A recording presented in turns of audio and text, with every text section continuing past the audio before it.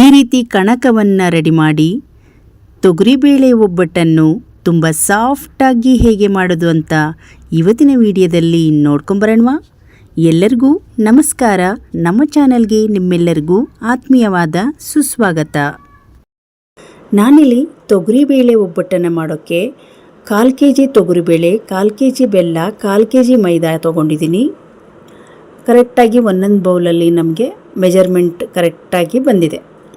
ಈಗ ಒಂದು ಸ್ಟೀಲ್ ಪಾತ್ರೆಯನ್ನು ತಗೊಂಡು ಅದಕ್ಕೆ 1/4 kg ಬೇಳೆಯನ್ನು ಹಾಕಿ ಚೆನ್ನಾಗಿ ಒಂದು 2ರಿಂದ 3 ಸಲ ಚೆನ್ನಾಗಿ ತೊಳ್ಕೊಳ್ಬೇಕು. ನಂತರ ಒಂದು 10 ನಿಮಿಷಗಳ ಕಾಲ ಇದನ್ನು ನೆನೆಸಿಡಬೇಕು. ಬೇಳೆ ಚೆನ್ನಾಗಿ ಬೇಯುತ್ತೆ. ಇದಾದ ಮೇಲೆ ಬೇಳೆ ಇನ್ನೂ ಚೆನ್ನಾಗಿ ನುಣ್ಣಗೆ ಬೇಯಬೇಕಂದ್ರೆ ರುಚಿಗೆ ಒಂದು ಚಿಟಿಕೆಯಷ್ಟು ಉಪ್ಪನ್ನು ಹಾಕಿ 1 ಚಮಚದಷ್ಟು ಎಣ್ಣೆಯನ್ನು ಹಾಕ್ಕೊಳ್ಳೋಣ. ಈ ರೀತಿ ಎಣ್ಣೆಯನ್ನು ಹಾಕೋದ್ರಿಂದ ಬೇಳೆ ತುಂಬ ಚೆನ್ನಾಗಿ ಬೆಂದ್ಬಿಡುತ್ತೆ. ಈಗ ಇದನ್ನು ಸ್ಟವ್ ಮೇಲೆ ಇಟ್ಕೊಳ್ಳೋಣ. ಒಂದು ಮೀಡಿಯಮ್ ಫ್ಲೇಮಲ್ಲಿ ಸ್ಟವನ್ನು ಉರಿ ಇಟ್ಟು ನೋಡ್ತಾನೆ ಇರಬೇಕು. ಪ್ಲೇಟನ್ನು ಮುಚ್ಚಬಾರ್ದು, ಕುಕ್ಕರಲ್ಲಿ ಬೇಯಿಸಬಾರ್ದು. ಈ ರೀತಿ ನಾವು ಪ್ಲೇಟನ್ನು ಮುಚ್ಚಿದರೆ ಉಕ್ಕಿಬಿಡುತ್ತೆ. ಹಾಗಾಗಿ ಇದನ್ನು ನೋಡ್ತಾನೆ ಹದ ನೋಡ್ಕೊಳ್ತಾನೆ ನಾವು ಬೇಳೆಯನ್ನು ಬೇಯಿಸ್ಕೊಳ್ಬೇಕು. ಬೇಳೆ ಇದು ಚೆನ್ನಾಗಿ ಬೇಯ್ಕೊಂಡು ಬರಲಿ, ಅಲ್ಲಿವರೆಗೂ ನಾವು ಮೈದಾ ಹಿಟ್ಟಿನ ಕಣಕವನ್ನು ರೆಡಿ ಮಾಡ್ಕೊಳ್ಳೋಣ.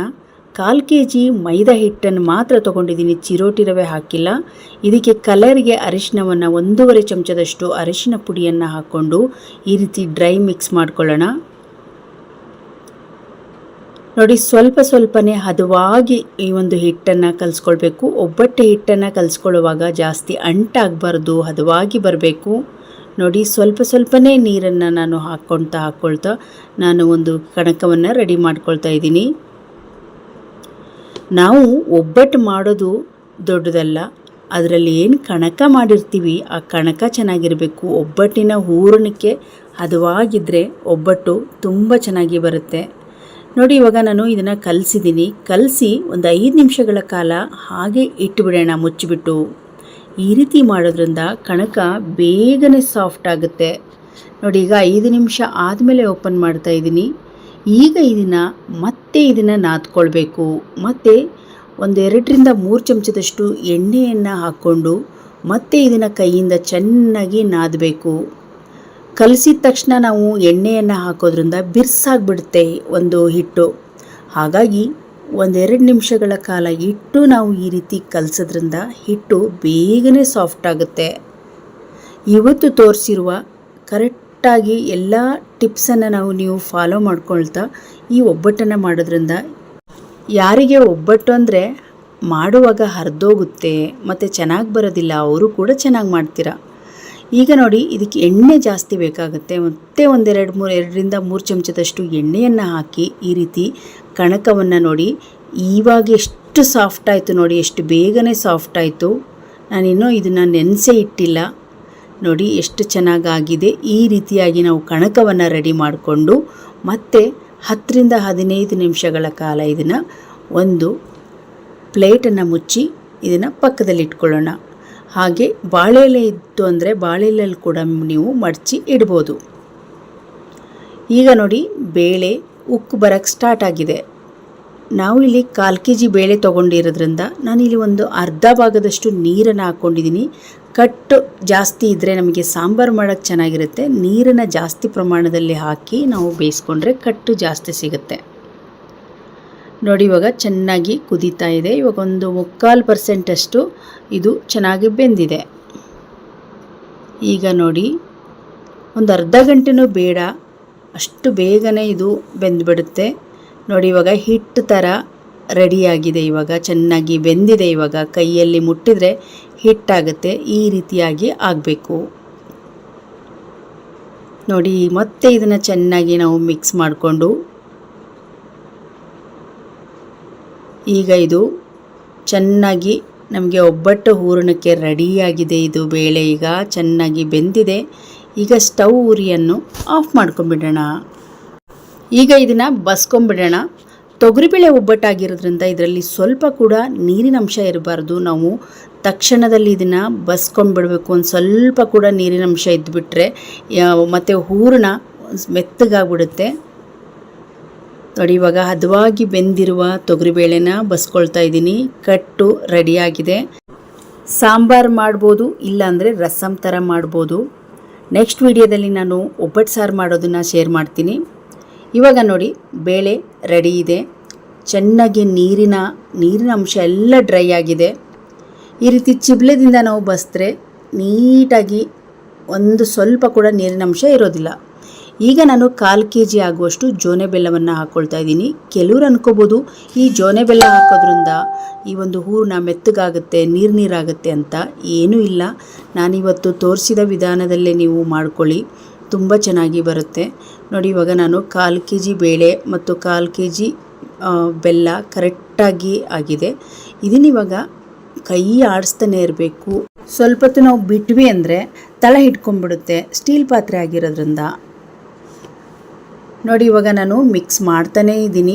ಈ ಮಿಕ್ಸ್ ಮಾಡ್ತಾ ಈ ಒಂದು ಬೆಲ್ಲದಲ್ಲಿರೋ ಬೇಳೆಯಲ್ಲಿರೋ ನೀರಿನಂಶ ಎಲ್ಲ ಡ್ರೈ ಆಗಬೇಕು, ಕಂಪ್ಲೀಟಾಗಿ ಡ್ರೈ ಆಗಬೇಕು. ಡ್ರೈ ಆಗಿ ಈಗ ಒಂದು ಸ್ಪೂನಿನಿಂದ ಈ ರೀತಿ ಬಿಟ್ಟರೆ ತಪಕ್ಕಂತ ಬಿದ್ದುಬಿಡುತ್ತೆ. ಅಲ್ಲಿವರೆಗೂ ನಾವು ಇದನ್ನು ಮಿಕ್ಸ್ ಮಾಡ್ತಾ ನೋಡಿ ಇವಾಗ ಕಂಪ್ಲೀಟಾಗಿ ನೀರಿನಂಶ ಡ್ರೈ ಆಗಿದೆ. ಇವಾಗ ಬೆಲ್ಲ ಬೇಳೆ ಕರೆಕ್ಟಾಗಿ ಮಿಕ್ಸ್ ಆಗಿದೆ ನೋಡಿ. ಇವಾಗ ಗೊತ್ತಾಗುತ್ತೆ. ಕೆಲವರು ಈ ಹೂರಣ ಮಾಡುವಾಗ ಕಾಯಿ ಹಾಕ್ತಾರೆ, ನಾನಿಲ್ಲಿ ಬರೀ ಬೇಳೆಯಲ್ಲಿ ಮಾಡಿದ್ದೀನಿ. ಸ್ವಲ್ಪ ತಣ್ಣಗಾದ ಮೇಲೆ ಸಣ್ಣ ಮಿಕ್ಸಿ ಜಾರಿಗೆ ಸ್ವಲ್ಪನೇ ಹೂರಣವನ್ನು ಹಾಕಿ ನಾವು ಇದನ್ನು ರುಬ್ಕೊಂಬರೋಣ. ನೋಡಿ ಇವಾಗ ಎಷ್ಟು ನುಣ್ಣಗೆ ಇದು ಒಬ್ಬಟ್ಟು ಹೂರಣ ರೆಡಿ ಆಯಿತು. ನೋಡಿ ಎಷ್ಟು ಗಟ್ಟಿಯಾಗಿ ಎಷ್ಟು ಹದವಾಗಿ ಬಂದಿದೆ ಹೂರಣ. ತೊಗರಿಬೇಳೆ ಒಬ್ಬಟ್ಟನ್ನು ಮಾಡಬೇಕಂದ್ರೆ ಮೆತ್ತಗಾಯಿತು ಹಾಳಾಯಿತು ಅಂತ ಹೇಳೋರೇ ಜಾಸ್ತಿ. ಹಾಗಾಗಿ ನಾವು ಕರೆಕ್ಟ್ ಪ್ರೊಸೀಜರಲ್ಲಿ ಮಾಡಿಕೊಂಡ್ರೆ ಒಬ್ಬಟ್ಟು ತುಂಬ ಚೆನ್ನಾಗಿ ಬರುತ್ತೆ. ಇದೇ ರೀತಿಯಾಗಿ ಎಲ್ಲ ಹೂರಣನೂ ರುಬ್ಬಿ ಇಂಥ ಒಂದು ದೊಡ್ಡ ಅಗಲವಾದ ತಟ್ಟೆಗೆ ಹಾಕ್ಕೊಂಬಿಡೋಣ. ನೋಡಿ ನುಣ್ಣಗೂ ಕೂಡ ಬಂದಿದೆ ಹೂರಣ, ಕರೆಕ್ಟಾಗಿ ರೆಡಿಯಾಗಿದೆ. ಇವಾಗ ಬನ್ನಿ, ನಾನಿಲ್ಲಿ ಬಾಳೆ ಎಲೆಯಿಂದ ನಾನು ಒಬ್ಬಟ್ಟನ್ನು ಸುಟ್ಕೊಳ್ತಾ ಇದ್ದೀನಿ. ಈಗ ನೋಡಿ ಕಣಕವನ್ನು ತೋರಿಸ್ತಾ ಇದ್ದೀನಿ. ಕಣಕ ಎಷ್ಟು ಚೆನ್ನಾಗಿ ಬಂದಿದೆ, ಎಷ್ಟು ಸಾಫ್ಟಾಗಿದೆ. ಇದೇ ರೀತಿಯಾಗಿ ನಮಗೆ ಬರಬೇಕು. ಇದರಲ್ಲಿ ನಾನು ಸಣ್ಣದಾಗಿರುವ ಉಳ್ಳಿಯನ್ನು ರೆಡಿ ಮಾಡ್ಕೊಳ್ತಾ ಇದ್ದೀನಿ, ಅಂದರೆ ಉಂಡೆಯನ್ನು. ಈಗ ನೋಡಿ 3 ಉಳ್ಳಿಯನ್ನು ಎತ್ಕೊಂಡಿದ್ದೀನಿ. ಇದಕ್ಕೆ ಎಣ್ಣೆಯನ್ನು ಹಚ್ಚಿ ಈ ರೀತಿ ರೆಡಿ ಮಾಡ್ಕೊಳ್ಳೋಣ. ನಾವು ಈ ಒಂದು ಬಟರ್ ಕವರ್ ಆಗಿರ್ಬೋದು, ನಾರ್ಮಲ್ ಕವರ್, ಚಪಾತಿ ಕವರ್ಗಳನ್ನು ತಗೊಳ್ಳೋದು ಇವಾಗ ತುಂಬಾ ಡೇಂಜರ್. ಈ ಪ್ಲಾಸ್ಟಿಕ್ಕಿಂದ ಹಲವಾರು ಕಾಯಿಲೆಗಳು ಬರ್ತಾ ಇದೆ. ಹಾಗಾಗಿ ನಾನು ಇವತ್ತು ಬಾಳೆ ಎಲೆಯಿಂದನೇ ಮಾಡ್ಕೊಳ್ತಾ ಇದ್ದೀನಿ. ನೋಡಿ ನಾನಿಲ್ಲಿ ಕಣಕವನ್ನು ಕೂಡ ನಾನು ಒಂದು 3 ಉಂಡೆ ಆಗುವಷ್ಟು ಕಣಕವನ್ನು ಈ ರೀತಿ ಹದದಲ್ಲಿ ತಗೊಂಡಿದ್ದೀನಿ. ನೋಡಿ ಇದನ್ನು ಚೆನ್ನಾಗಿ ರೌಂಡಾಗಿ ಉಂಡೆಗಳನ್ನು ರೆಡಿ ಮಾಡಿಕೊಂಡು ಈಗ ಇದನ್ನು ಒಬ್ಬಟ್ಟನ್ನು ತಟ್ಕೊಳ್ಳೋಣ. ನೋಡಿ ಉಂಡೆ ಈ ರೀತಿ ಹಾಕ್ಕೊಂಡು ಕೈಯಿಂದ ಈ ರೀತಿ ಚೆನ್ನಾಗಿ ಪ್ರೆಸ್ ಮಾಡ್ತಾ ಒಬ್ಬಟ್ಟನ್ನು ಕೈಯಿಂದನೇ ನಾವು ತಟ್ಕೊಳ್ಳೋಣ. ಒಂದು ಮೇಲೆ ಮತ್ತು ಕವರ್ ಏನೂ ಹಾಕ್ಕೊಳ್ತಾ ಇಲ್ಲ. ಸ್ವಲ್ಪ ಎಣ್ಣೆಯನ್ನು ತೆಗೆದು ಹದವಾಗಿ ಈ ರೀತಿ ರೌಂಡಾಗಿ ನಾವು ತಟ್ಕೊಳ್ಬೇಕು. ಸ್ವಲ್ಪ ಕೂಡ ಹರಿದೋಗೋದಿಲ್ಲ. ಎಷ್ಟು ಚೆನ್ನಾಗಿ ಬರ್ತಾ ಇದೆ ನೋಡಿ ಒಬ್ಬಟ್ಟು. ಇದೇ ರೀತಿಯಾಗಿ ಎಲ್ಲ ಒಬ್ಬಟ್ಟನ್ನು ನಾವು ಅಗಲವಾಗಿ ನಾವು ತಟ್ಕೊಳ್ಬೇಕು. ಎಣ್ಣೆಯನ್ನು ಹಚ್ತಾ ಫುಲ್ ಈ ರೀತಿ ರೌಂಡಾಗಿ ನಾವು ಮಾಡ್ತಾ ಬಂದರೆ ಎಲ್ಲಿ ದಪ್ಪನೂ ಆಗೋದಿಲ್ಲ, ತೆಳುವೂ ಆಗೋದಿಲ್ಲ, ತುಂಬ ಚೆನ್ನಾಗಿ ಬರುತ್ತೆ. ನೋಡ್ತಾ ಇರ್ಬೋದು ನೀವು, ಇದನ್ನು ರೆಡಿ ಇದೆ. ಈಗ ನಾನು ಚಿಬ್ಲ ಅಂತ ಇಟ್ಕೊಂಡಿದ್ದೀವಲ್ಲ ಅದಕ್ಕೆ ಹಾಕ್ಕೊಳ್ತಾ ಇದ್ದೀನಿ. ಇದೇ ರೀತಿಯಾಗಿ ಎಲ್ಲ ಒಬ್ಬಟ್ಟನ್ನು ನಾವು ತಟ್ಕೊಳ್ಬೇಕು. ಇನ್ನೊಂದು ಮಾಡಿ ತೋರಿಸ್ತಾ ಇದ್ದೀನಿ ನೋಡಿ. ಇದರೊಳಗಡೆ ನೋಡಿ ಕಣಕವನ್ನು ಹಾಕಿ ನಿಧಾನವಾಗಿ ಕೈಯಿಂದ ಈ ರೀತಿ ಎತ್ಕೊಳ್ಬೇಕು. ಎತ್ಕೊಂಡು ತಟ್ಟುವಾಗ ಒಂದೇ ಹತ್ರ ಪ್ರೆಸ್ ಮಾಡಬಾರ್ದು. ರೌಂಡಾಗಿ ಎಲ್ಲ ಕಡೆನೂ ಕರೆಕ್ಟಾಗಿ ಪ್ರೆಸ್ ಮಾಡ್ತಾ ಬಂದರೆ ಸ್ವಲ್ಪನೂ ದಪ್ಪ ತೆಳುವು ಆಗೋದಿಲ್ಲ. ಹೂರಣ ಎಲ್ಲ ಕಡೆ ಸ್ಪ್ರೆಡ್ ಆಗುತ್ತೆ. ಮತ್ತು ಕವರ್ ಆಗಿಬಿಟ್ರೆ ಎಲ್ಲ ಒಂದು ಕಡೆ ಹೋಗಿ ಇಳಿದೋಗ್ಬಿಡುತ್ತೆ. ಕವರ್ಗಿಂತ ಈ ರೀತಿ ಡೈರೆಕ್ಟಾಗಿ ತಟ್ಟೋದ್ರಿಂದ ಒಬ್ಬಟ್ಟು ಹದವಾಗಿ ಬರುತ್ತೆ. ನೋಡ್ತಾ ಇರ್ಬೋದು ನೀವು ಎಷ್ಟು ಅಗಲವಾಗಿ ಒಬ್ಬಟ್ಟು ಎಷ್ಟು ರೌಂಡಾಗಿ ಬಂದಿದೆ. ಈಗ ತವನ ಬಿಸಿ ಮಾಡೋಕ್ಕಿಟ್ಟಿದ್ದೀನಿ. ಈಗ ಬಿಸಿ ಬಿಸಿ ತವಾಗೆ ಸ್ವಲ್ಪ ಎಣ್ಣೆಯನ್ನು ಹಚ್ಚಿದ್ದೀನಿ ನೋಡಿ. ಈಗ ನಾವು ಒಬ್ಬಟ್ಟನ್ನು ಸುಟ್ಕೊಂಡ್ಬಿಡೋಣ. ತವ ಚೆನ್ನಾಗಿ ಬಿಸಿ ಆದಮೇಲೆ ನಾವು ಸ್ವಲ್ಪ ಮೀಡಿಯಮ್ ಫ್ಲೇಮಲ್ಲಿ ಸ್ಟವ್ ಉರಿಯನ್ನು ಇಟ್ಟು ಈ ರೀತಿ ಬೇಯಿಸ್ಕೊಬೇಕು ನಾವು. ನೋಡಿ ಇವಾಗ ಇದು ಒಂದು ಸೈಡ್ ಆಗಿದೆ. ಇದನ್ನು ಇವಾಗ ಮಗ್ಚ್ ಹಾಕ್ಕೊಳ್ಳೋಣ. ನೋಡಿ ಇವಾಗ ಒಬ್ಬಟ್ಟು ಎಷ್ಟು ಚೆನ್ನಾಗಿ ಬರ್ತಾ ಇದೆ. ಸ್ವಲ್ಪ ಕೂಡ ಹರಿದೋಗೋದಿಲ್ಲ, ಸಾಫ್ಟಾಗಿ ಬಂದಿದೆ.